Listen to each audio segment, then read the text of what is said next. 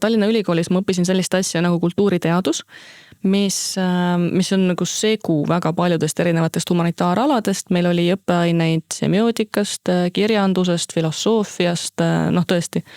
Ma ütlen selle kohta, et sellised asjad, mida inglise gentleman teab niigi, et tegelikult kusjuures Tallinna Ülikooli koduleheküljel on siiani minu kui vilistlase tsitaat selle kohta, kui väga ma nautisin seal õppimist, vastab tõele. Ma tõesti südamest nautisin ja see, mis ma sinna olen kirja pannud, et oleks tahtnud lausa öösiti võtta loenguid ja võtta magamiskotti kaasa ja rohkem kuulata, et minu jaoks see väga mitmekülgne maailmavaade on mind just nimelt kultuurivaldkonnas, ma arvan, väga palju edasi aidanud, et kuigi see ei andnud ühtegi konkreetset ametit, siis viis asju vaadata, maailma tõlgendada, ka arusaam sellest, et lihtsalt võibki olla väga palju väga erinevaid maailma tõlgendamise viise, et selle ma olen kindlasti sealt kaasa saanud.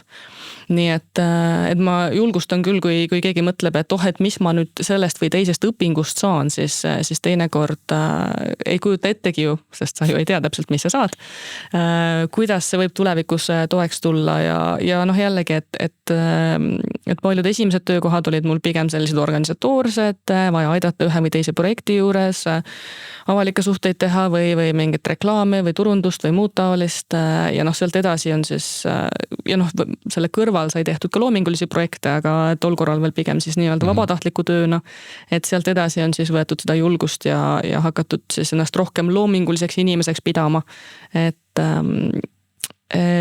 selles mõttes kõik on ikkagi nagu kokku mind toonud sellesse tänasesse päeva siin. Sünergias. Kui sul oleks ajamasin ja sa saaksid minna tagasi ja kohtuda noorema versiooniga iseendast ja anda talle mingit nõu, siis kuhu punkti sa läheksid kõigepealt ja mis nõu sa endale annaksid?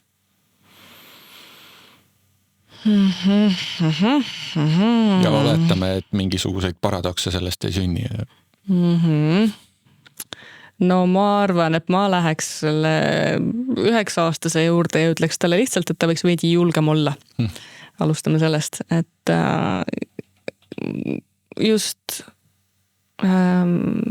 eelmisel nädalal ühest tundidest keegi esitas toreda küsimuse. Meil on alati sellised lisaküsimused, millega me natuke üksteisest tundma õpime.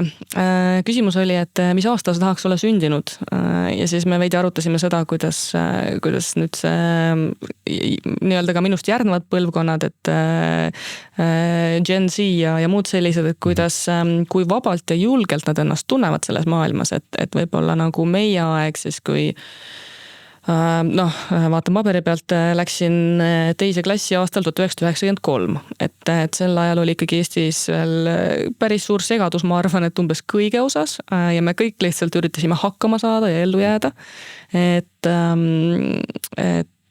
keegi sellel hetkel oleks võinud võib-olla veidi rohkem julgustada ise olema ja kuigi mul on seda isepäisust pole halli aimu kus kohast võetud, aga läbi elu olnud, läbi igasuguste olukordade tulemiseks, kuidagi on see väga kasuks olnud, siis jah, et ikka on olnud nagu neid kohti, kus võib-olla oleks juba võinud ja saanud veel rohkem saavutada, kui ei oleks ees sellist, mis nüüd mina natuke olekut. Ma nüüd natuke tegin ka siin seda oma natuke seda väikest kunsti. Ma ei tea, kas te meeldib teile, aga ma siin natuke tegin. Ja. Issand, kui tuttav tunne.